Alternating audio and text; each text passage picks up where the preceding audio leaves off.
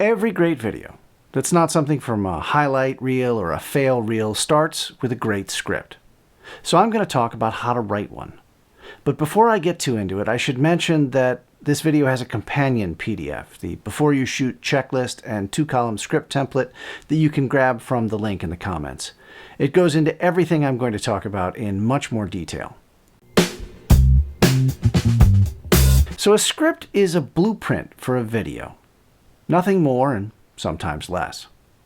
A script can be incredibly detailed, or it can just be talking points. It all depends on what kind of video you're trying to make. But not having a script is a recipe for disaster.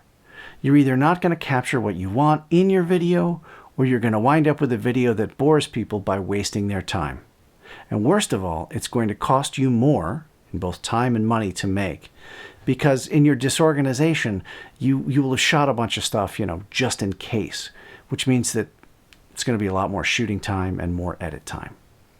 So step number 1 to writing a great script is to have a goal, or for my work, a business case. If you're making a video for self-expression, that's great. Just turn on the camera and yell like a marmot in heat for 5 minutes. But if you're trying to accomplish something, everybody involved needs to know exactly what it is at all times. For business, I think there are only 2 kinds of goals. You can lower cost or you can raise revenue. Now you may think this doesn't apply to creative endeavors, but I assure you every film script that has ever been written was written to raise ticket revenue. And beyond that, having a tight script for anything lowers the cost of production. So what do you want people to do after watching your video? And how is that going to lower cost or raise revenue for your business? Because getting people to take that action is the goal of your video, and it's very useful to keep it in mind at all times. Number 2, know your audience. The second thing you need to do is know your audience, which reminds me of my favorite quote from one of my favorite children's book authors, Mo Willems. An artist is waiting for the audience to understand the work. A craftsman is working to understand the audience. Artists die broke, unknown, and frustrated. Craftspeople make a great living and quite often a better life. I'll let you decide which one you want to be. How to understand your audience is a vast topic that could be a series of videos, but in principle it's quite simple. Go spend some time with a few of your audience members. Now I know that sounds trivial, but it's how the best brands in the world do market research. There are other things too, but the time you spend directly interfacing with people you want to reach is invaluable. The answer is always in the customer. Number 3, generate ideas independently from writing the script. The best way to do this is not to start with a full script. Start with something that fits on an index card or a post-it note. If you jump right into writing a script, it's easier to get stuck, and you run the risk of becoming attached to a line or a shot or something like that and burning a lot of time trying to make it perfect. But if you start at the idea level, you can cover more ground, and that's important because if you want to have a good idea, you've got to have a lot of bad ideas to get there. There are no exceptions to this rule.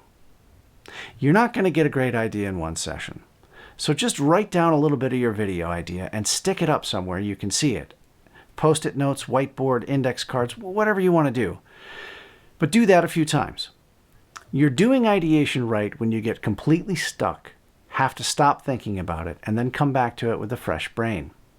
The best book on this subject, which is useful for everything, not just video scripts, is A Technique for Producing Ideas by James Webb Young, who founded a famous ad agency called Young and Rubicam. It's $2 on Kindle and $6 in paperback and worth much, much more. Now, if this exercise of ideation sounds like it sucks to you, you're kind of right. It's creative work, and only people who have never done real creative work believe that it's easier than other kinds of work. I mean, it's not that it doesn't have its rewards, but doing it well demands a lot of discipline and a lot of practice. That's why we offer a service called 3 Scripts Fast. With it, you get 5 ideas for your video and 3 camera-ready scripts that will be inexpensive to produce. If you want to know more, link in the comments. Number 4, write a tight script.